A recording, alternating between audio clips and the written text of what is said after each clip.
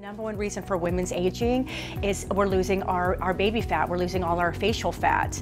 And now with procedures like the barb suture thread lift with the Nova threads, you're going to help that lack of definition we start getting around the jawline, which starts becoming that telltale sign of our age a little bit. The threads are called PDO sutures, and PDO threads have been out for 30 years. They're used every day in gynecological surgery, plastic surgery, and cardiothoracic surgery.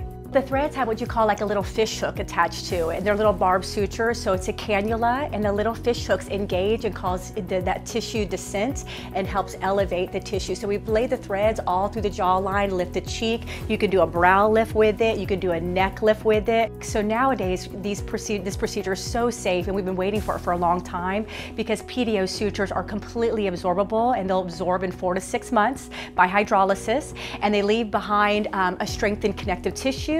And that lifting effect is caused by all that collagen remodeling and fibroblast formation. You can kind of see a tightening and a definition of the jawline, and it gets better and better and better monthly. And the lifting and tightening effect usually lasts about 1.5 years. With barb sutures, the PDO sutures, you can actually add more sutures along the way. So some patients come in and we put a bunch of sutures in, and this is their priority, and they might decide in 6 months there's an area that need a little more correction, and just like filler, you can add more sutures in. Patients that are coming into practice, they're already doing Botox and fillers and already doing lasers, or have already done all therapy, the high intensity focus ultrasound, and want more tightening, more definition to kind of improve that V shape, that lifting of the lower face. They're a great candidate for adding those threads for more definition and helping that facial decline. It's really just the gravity effect we're trying to, counteract with fillers and resurfacing lasers and tightening devices, and now the Nova threads is a real new game changer in our industry. The downtime for our patients and many patients having this procedure done is just like fillers.